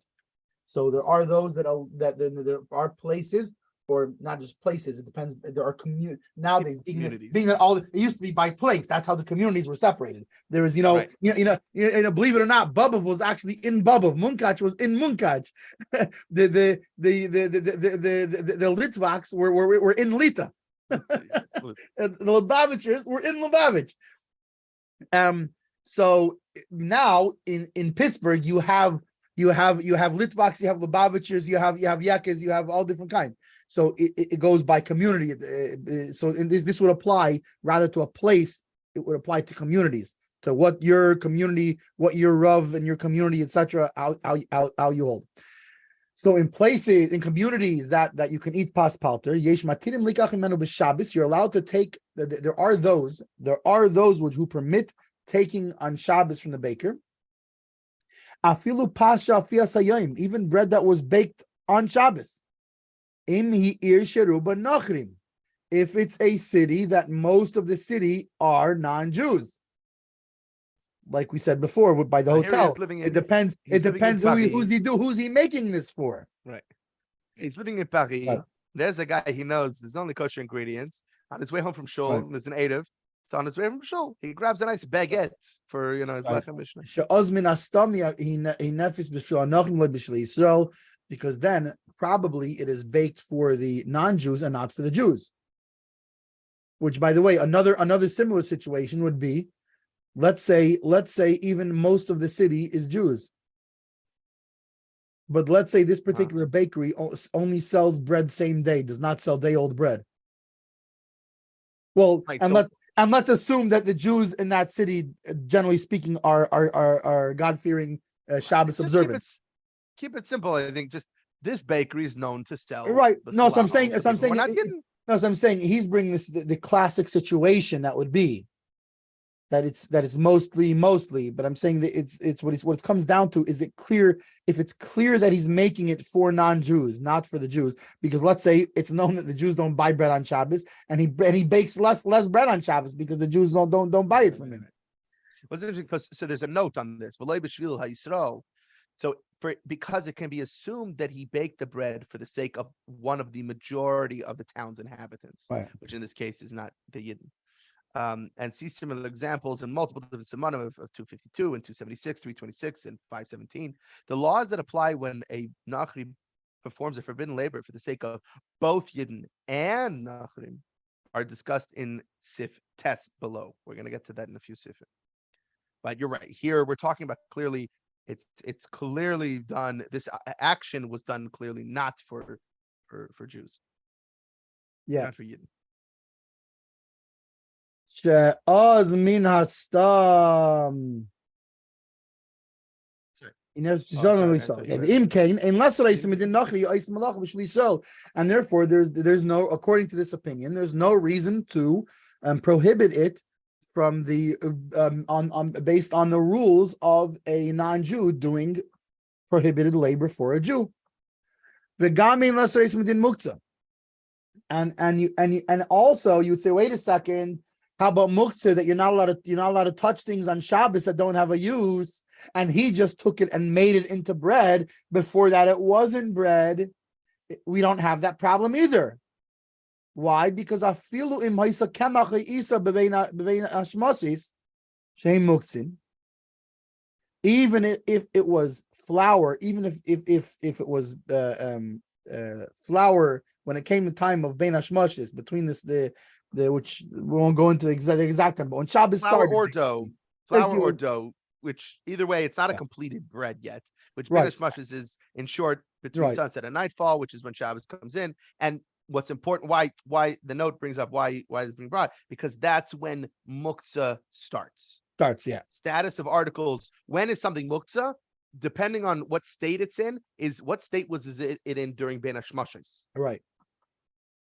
That's when, because things change, right? So if it was only flour or dough during Bein Hashmashos, then it's a certain status. If it's already bread during Bein Hashmashos, then it's bread. Yeah. So it's not muktzah. But if it's flour and dough, just because it becomes bread after Bein Hashmashos, who cares? When do we look at when something was, then it's Bein Hashmashos. That's why we brought up. So it's dough or flour, then it's muktzah. Shehein muktzah. Like it's explained in 308. Even though flour and dough would be muktzah in this case, generally speaking. A yid's flour and dough is muktzah. Yeah. We don't say that since it was made muktzah in Bein Hashmashos, it's muktzah l'chol Shabbos kula for the whole Shabbos. Why? Lefisha ein aimrim kain, because we only say that when we say that about something that was by itself was made that way from when it became dark. Meaning, for example, if I left it before Shabbos, and then it by itself on Shabbos, it's going to become usable. Then I have a problem. The fact that it was not usable during Bein Hashmashos is only a problem when the item then becomes usable by itself during Shabbos. Why? Because it was my setting it there that made it happen. Which comes very what do you call it? When this is very pertinent that we're not going to go into it now, because that's whole different laws of cooking and things like that. But there's all kinds of things with cooking, with things setting or whatever. But that's why the example he brings is not cooking. He has a kagain near.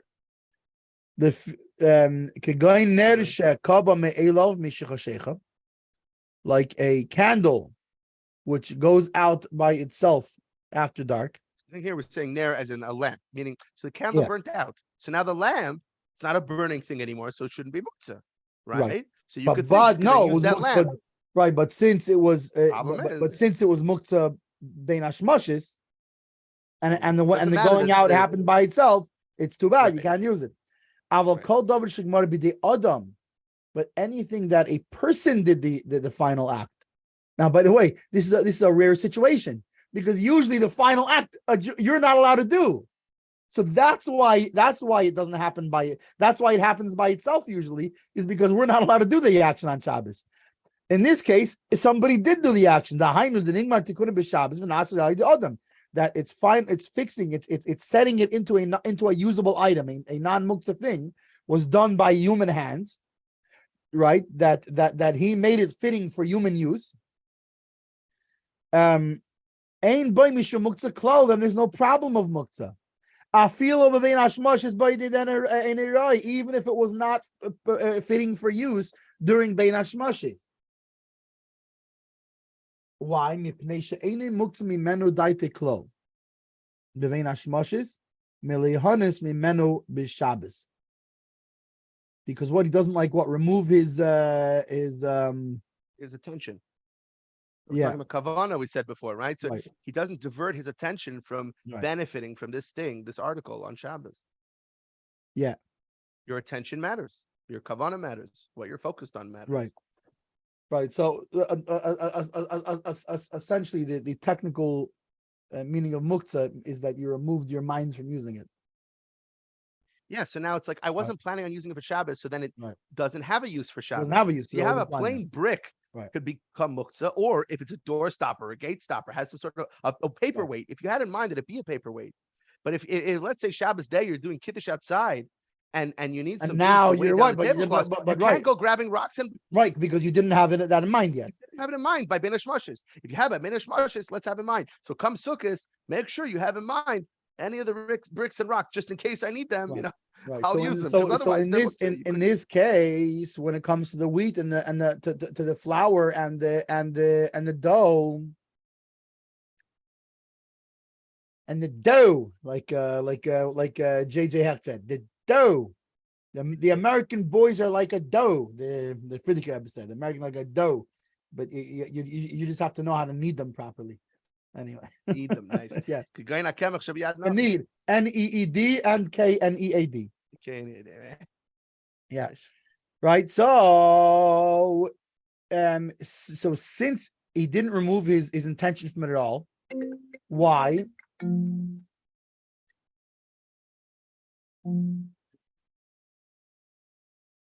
Why? Because it was in the hands of the non-Jew to do it, meaning even though I'm usually, if it was my dough, so it becomes muktzah. Why? Because I removed my mind from it, because I'm not allowed to do anything with it. However, the non-Jew is allowed to do something with it. So therefore, ein loydin muktzah klal b'Shabbos. It does not have the law of muktzah on Shabbos at all. Being that he has the ability, and indeed he's allowed to. He's not Jewish. He doesn't have to keep Shabbos. He's allowed to bake it on Shabbos, and he's allowed to make it fitting even on Shabbos for consumption. And therefore, the laws of muktzah don't apply to that.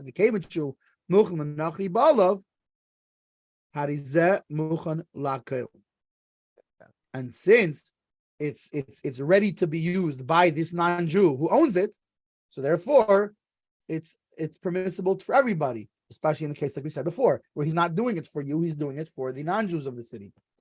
So that's the one opinion. We're saying that it's hanachi ba'olav, that he's its owner. So the note brings up why we're saying that, why the author is saying that wording specifically is because in Shin Ches we talked about how the status of whether an article is muktzah or not depends on the status of its owner. And so because the baker is the owner of this stuff, so it's his stuff, and it's not so it doesn't become muktzah. He's the owner. He doesn't keep Shabbos. Right. So it's fine. Yeah. So there's no problem then. Yeah, that's one opinion. All that was one opinion. And there are those that say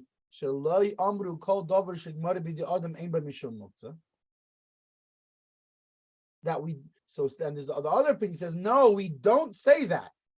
Now, meaning that which was said above, that anything that a person can finish is muktzah, which is finished by a person, there's no problem of muktzah. So this other opinion says no, we don't say that.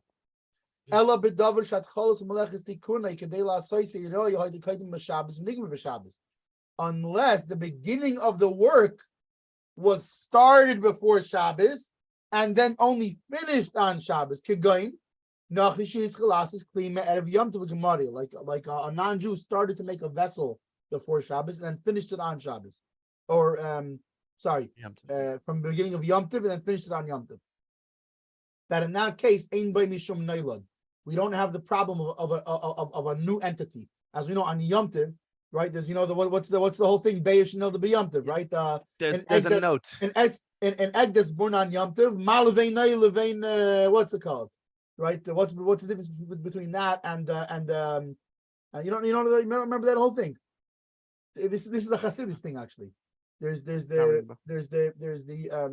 Rav said that an animal that comes out of a I think the story is an animal that comes out of a treifa. Mm-hmm. An animal that comes out of a treifa, you're allowed to. It's a kosher animal. You're allowed to shecht it. You're allowed to eat it, even though the mother was a treifa. And pakua, but from a treifa, not a kosher animal. Yeah. So you still need to shecht it. No, not ben pakua. Ben pakua. You don't even need to shecht. Different. It depends on because it depends. A ben pakua, I believe, depends on when it's born. I mean, on what stage it's holding in the thing. in the uterus or whatever. Yeah, something like that. So here you're saying it's being born as the treifa, okay, whatever. But that could still be kosher. Or it could be a different question. Or it could be a different question. It could be a question of I don't remember exactly, or maybe it was born on Yom Tov, whatever it is, right? But Rav said you can. That's okay. But he said that an egg that comes out on Yom Tov you're not allowed to use. So they asked him, "What's the difference between the two?" And it says Shasik Rav. Rav was silent. He couldn't answer them. V'halacha k'meisei.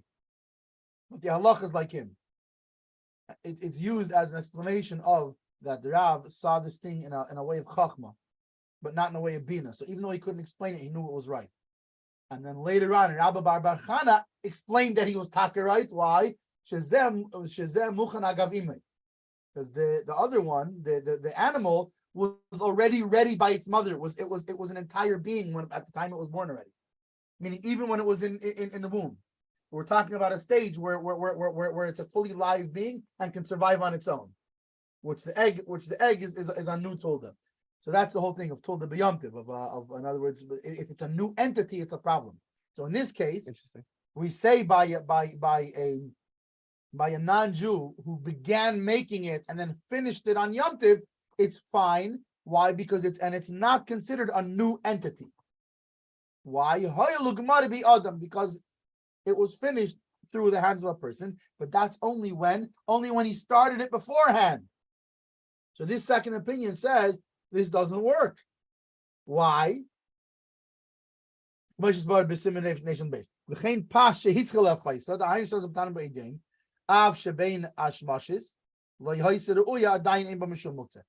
too, if you put bread in the oven, right, and you started cooking it, even bein hashmashes, right? So there's not a problem of muktzah. Why? Because you're fixing it. You're making it. Avo pashat cholos menet melechus dikuno dikoch nasis roi. Dynamics of Yosa haisa b'Shabbos yesh b'mishum muktzah. In this case, the non-Jewish baker, it was still flour, it was still dough. He didn't begin making it before Shabbos. It was mamish sitting there, flour, and therefore we don't say this during thing. Benishmashes. Right. So the fact that human hands are going to complete it on Shabbos, according to this opinion, doesn't work. It doesn't make it non-muktzah unless the beginning of the labor was started before Shabbos already, and it was only finished on Shabbos. Right. So that's the first opinion says. Being that if a person, rather than it's going to get finished by itself, a person is going to finish it, then there's no problem of muktzah. The only problem of muktzah is if it was by itself. The second opinion says no. So if it's flour or dough, according to the second opinion, that's not a completed utensil. It's not a completed thing. So that's problematic. Right, because it's still not usable. Meaning, I won't act like I know the case of the Kaylee. Well, there's a note for that, so maybe we'll hit that note 31. But presumably This explains he's talking about a Kaylee that you can technically use already, something like that, and you're just it's just and the he's just concept of finishing nailad. it. The concept, the important concept is that what's nailad is because you have to have in mind what's muktzah is you have to have in mind I'm going to use this thing on Yom Tov. If it doesn't exist yet, then I can't have that in mind. It doesn't count. You can't have in mind something that doesn't exist yet.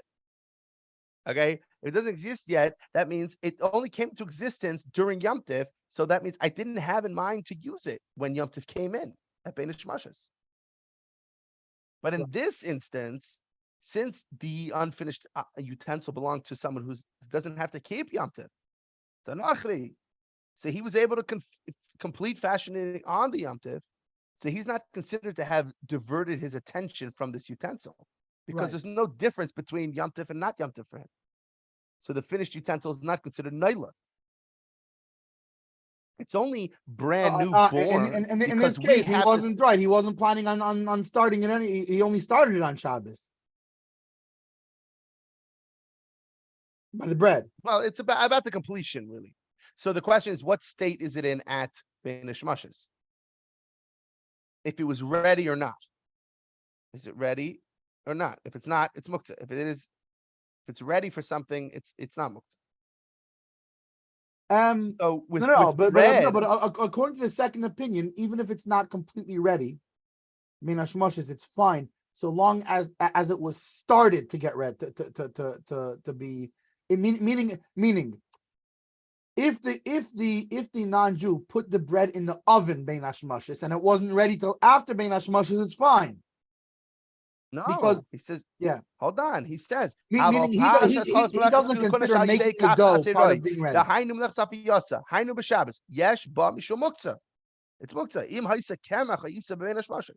Right, if but it's flour okay, or dough, but look according to the above. second Look in the opinion, parentheses. it is muktzah. Look in the parentheses. V'chein pashe hischele afaisa. Hainu she'nosna b'tanur me'ba'edim after Bein Hashmashos la'yisruya adayin ein ba mishum muktzah. Meaning, even though it wasn't finished. That's very simple. He's not considered making the dough part of its finishing. He's considering the baking the finishing. The baking. So meaning even if he put it in the oven, before Bein Hashmashos, okay, but hang on a second. But if you put it in the oven, it's a problem. You're not allowed to put it in the oven and it's going to get finished on Shabbos.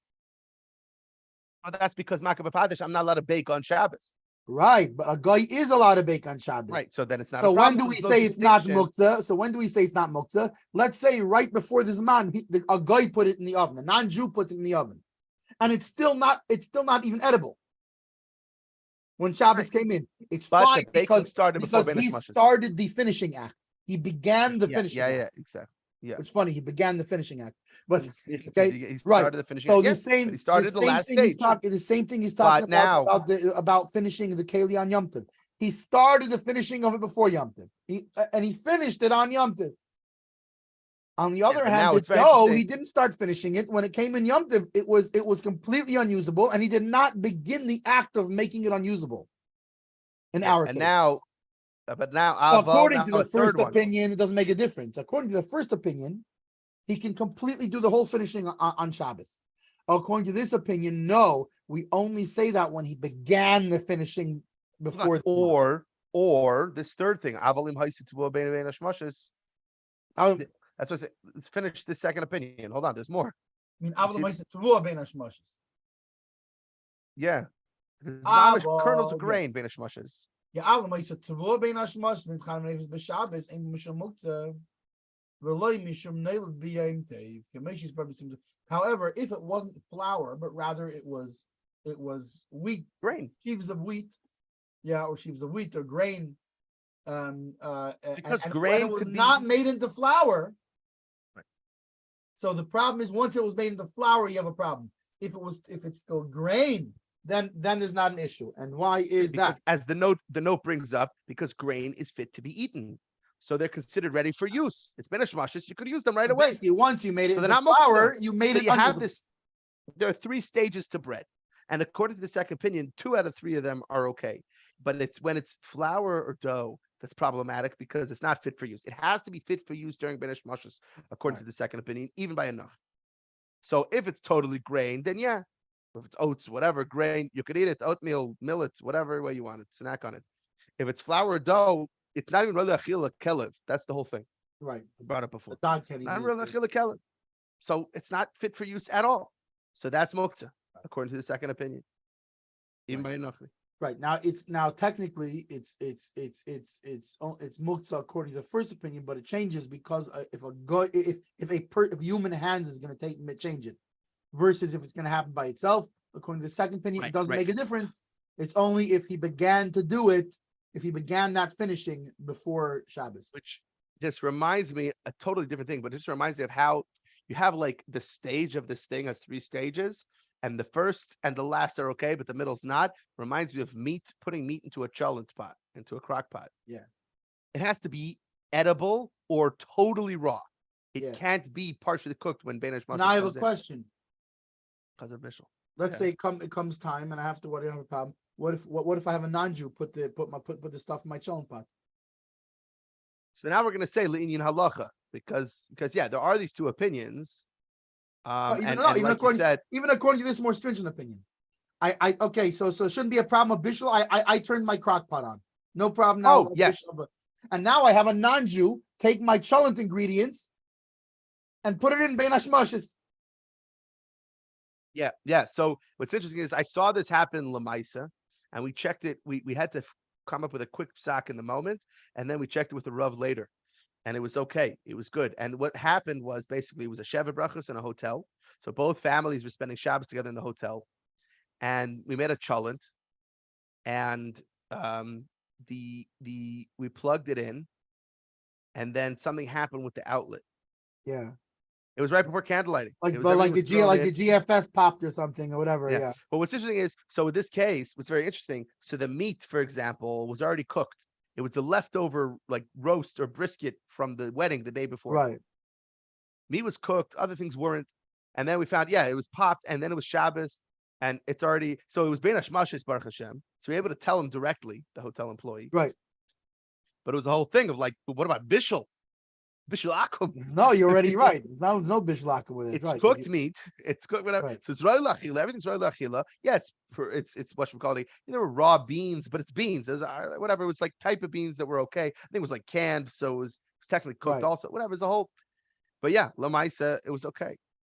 And we've told it was Ben Hashmashis telling him, please go plug this in somewhere else because we can't. It's Shabbos. Like it was also for the whole. This was the only challenge for the whole thing. You could say Tzarech Gadol.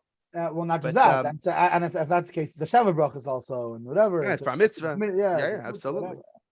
Bichlal challenge for a mitzvah. Right. But it's interesting, just because there's certain times when there's a problem for you to turn on a crock pot because it's not going to be a third done, but it's not completely raw. So if you turn on the crock pot, now you don't have a problem of the you turned on the fire, and you have a non-Jew put the ingredients in, and then he cooked it into Shabbos. He's allowed to, no problem. Seemingly that's okay because but there is a problem. There's still a problem. All of this is talking about a baker that did it for other non-Jews. He didn't do it for you. Here he's doing it for you. So that's the problem here. In the case that I'm bringing up, that would be the problem. No, but the case you're bringing, it's okay. It's not on Shabbos when you're telling him to do this. But you can't tell somebody. You can't tell him to do something before Shabbos for on Shabbos. There's 2 parts. Yeah, that's still it's also not allowed. Right. In the middle anyway, of that's still it was a good try though. You have to admit. It's been interesting. In halacha, however, when it comes to the actual halacha, yesh lahachmir kasvaro acharena. You should go by this second, more stringent opinion. Which again, later in 517, in Tavkuf Yud Zayin, the Alter Rebbe writes, fundamentally, the halacha does follow. The Ikar halacha is the first opinion that is totally permitted on Shabbos. But he states, nevertheless, it would have to be prevailing minhag. The custom is to be. No, it would have to be. Why? Because the next thing he says is el imkenu shasal kach. Right. The fact that we can, unless it's a pressing need. Well, if the main halacha was that what was like the second opinion, he wouldn't allow it in a pressing need. And that's not allowed. It's not allowed. Right. Yeah. The fact that we can rely on it means that. Right. So, however, we should be. It's better. We should be stringent by the second opinion, nonetheless. Unless what's it called? Going to Darbik for Yechidi. For example, it is a Jew that lives by himself in a village, which, by the way, was more common than you think, because what happened was, but during there was the point where there was, I forget what the line was called. There was a certain line. There was that the Jews were not allowed to. They had to live only in certain parts of Russia and this and that. Right. They didn't let them in universities and all kinds of things. One of the All those solutions. Yidden running those kretschmas on the side of the road, Yeah, right? and, By and this themselves. is actually from a story that I've told by a Fabrengen. Now he told it for a different reason, but he said that back in those points, so some of the Jews, what did they realize they should do? They realized that they could they'll buy little farmlands, and they would do like subsistence farming and bartering and things like that, and they can make a living. And then all the people from the different places would hire a malamed, the teacher, who would live amongst them. Farm.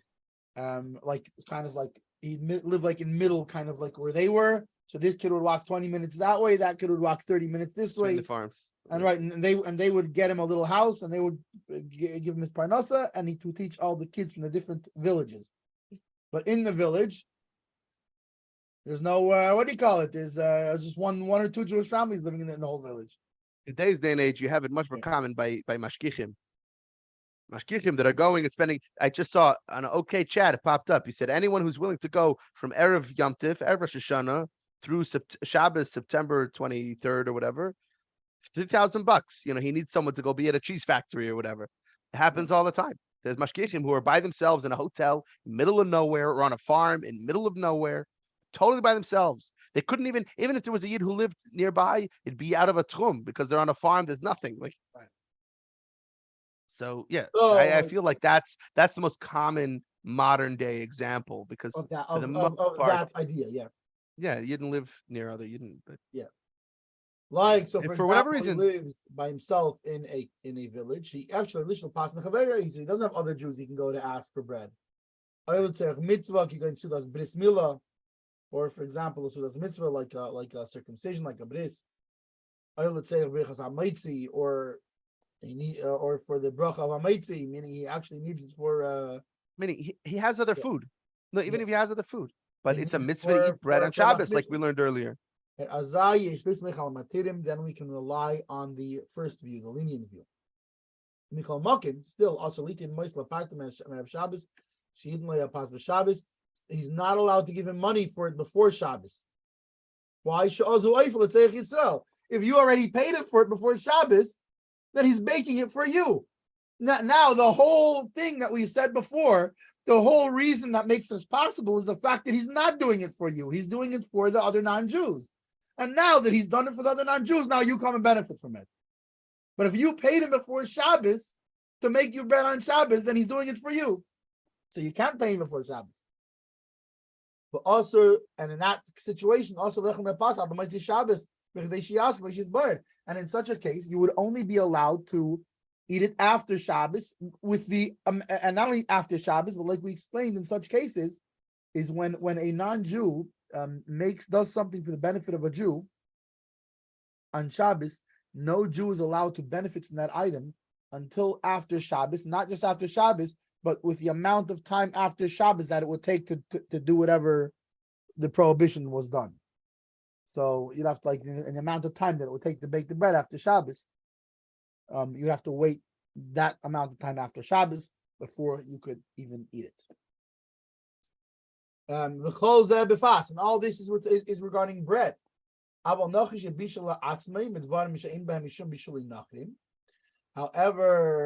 it's something that a non-Jew cooked for himself, when it's an item that we don't have the problem of cooking by a non-Jew. Maybe we should do that note. Which, quick note on that, yeah.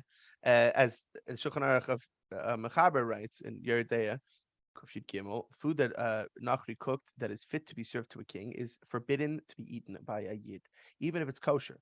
However, simple foods cooked by a Nachri, which were not included in our sage's prohibition, which is a lot of people consider like potato chips and stuff like that, and are permitted to be eaten by a yid, provided they contain only kosher ingredients and were cooked in kosher utensils. As long as they weren't the utensils weren't trafed up, then it's okay. But for example, I had an issue recently in my work in Kashas. It's a restaurant. We found that some of the cooks were not waiting for the mashgiach to turn on the fire. They were turning on the fire themselves. Baruch Hashem, it happens to be, it's a space where most of the food there is roy la'achila, first of all, like without even being cooked. Like, at least b'diavad, we know we don't have to kasher all the dishes because it's mostly roy la'achila. Yeah, so it's like and so there's bittul involved items, with so regards. there's no actual. Right. With regards to the amount of stuff that is roy la'achila and does need to be cooked from being raw to be eaten, it would be bottle berave in the amount of dishes, so we don't have to go koshering everything. But yeah, it was a big problem. Yeah. So on those items, both opinions, all opinions agree that there's no issue of muktzah there. Even if it's fruit that we do not eat raw, and they were not ready at all during Bein Hashmoshes. Because we do not say this thing of because it was muktzah by Bein Hashmoshes, now it's muktzah for the whole Shabbos. Besides for something that a person consciously moves his attention from, and he pushes it away with its hands, so to speak.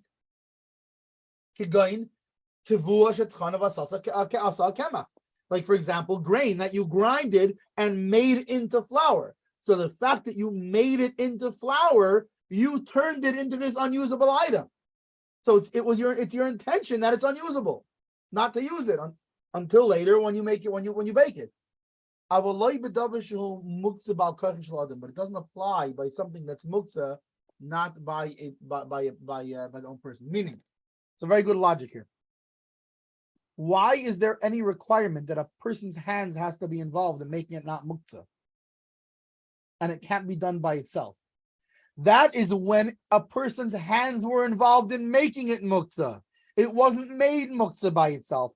An item that is made muktzah by itself becomes unmuktzah by itself. So in this case of the bread, you made it muktzah. Therefore, you have to make it non-muktzah before Bein Hashmoshes. On the other hand, an item that you didn't make muktzah, it was naturally muktzah, can naturally become unmuktzah. Now, just two things. One is that the past tense for grind is ground, which always reminds me of the joke. This coffee tastes like dirt. What do you want? It was ground yesterday.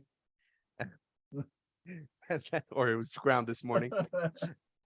Anyway, but then number two is, so there's a note that just explains a little bit from Shin Yud, along the lines of what you just explained, but of an example of an animal that was shechted for the sake of a sick person. So a healthy person has now diverted his attention from that animal, Bein Hashmoshes, because it was alive. So he was like, I'm not going to eat it. It's alive. So now it's intrinsically unfit to be eaten. Since he didn't willfully divert his attention from it, when it is shechted for the sake of the sick person, the person who's healthy can also eat from it. It wasn't that I pulled my attention from it. It's just I can't eat it because it's alive. So, right. So similarly, in this instance, since the yid did not do anything to make the nachri produce inedible, to make the nachri's produce inedible, when it becomes edible through the nachri's actions, the Jew is allowed to partake of it. Like you explained, it's the hands that, remind me the hand, pesha hitter, pesha also. Yeah, the hand that, yeah, the mouth that forbids it, the mouth that, releases. Right, yeah. All right. Good. I think it's a good time because now we have the next one is a longer save. Okay. So tomorrow morning I will be on the road in Mirz Hashem, but maybe tomorrow, depending, I guess we can keep an eye on